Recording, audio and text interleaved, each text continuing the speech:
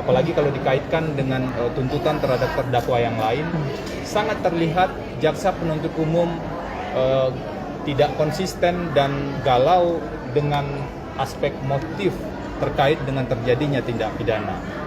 Di terdakwa lain disebut seolah-olah ada motif, di terdakwa yang lain lagi dikatakan motif tidak perlu, tetapi di Bu Putri tadi kita sama-sama mendengar bagaimana posisi jaksa penuntut umum terkait dengan motif. Yang kedua, tentang bukti-bukti adanya dugaan kekerasan seksual yang dipelintir seolah-olah yang terjadi adalah sebaliknya. Kenapa saya sebut seperti itu? Karena kalau kita lihat rangkaian proses persidangan ini, setidaknya ada 4 bukti tentang adanya dugaan kekerasan seksual. 1, keterangan Bu Putri Chandrawati. Benar bahwa keterangan satu orang tidak bisa digunakan berdiri sendiri. Itu benar. Karena itu kita melihat ada bukti yang lain. Bukti yang lain adalah hasil pemeriksaan psikologi forensik. Yang kalau kita mengacu pada hukum acara pidana itu adalah alat bukti surat. Itu juga disampaikan oleh jaksa penuntut umum.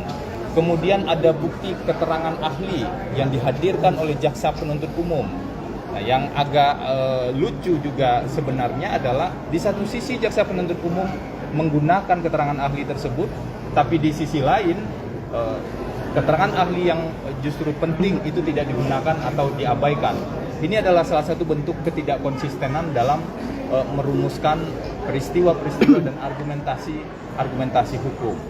Kemudian bukti keempat adalah ada beberapa keterangan saksi yang berkesesuaian yang menjelaskan peristiwa pasca kekerasan seksual tersebut terjadi, yaitu Susi dan Kuat Ma'ruf yang melihat Bu Putri dalam keadaan pingsan di luar kamar atau lemas, dan juga ada keterangan Richard yang mengatakan Bu Putri pada saat itu bicara di telepon sambil menangis dan meminta Richard untuk kembali.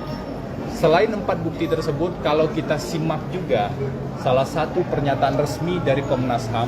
Komnas HAM dalam siaran persnya mengatakan dari hasil pemeriksaannya menemukan ada dugaan kuat kekerasan seksual. Jadi seluruh bukti yang terang benderang ini seolah-olah diabaikan oleh jaksa penuntut umum, dan jaksa hanya menggunakan satu bukti yang sebenarnya tidak valid secara hukum, yaitu hasil pemeriksaan poligraf.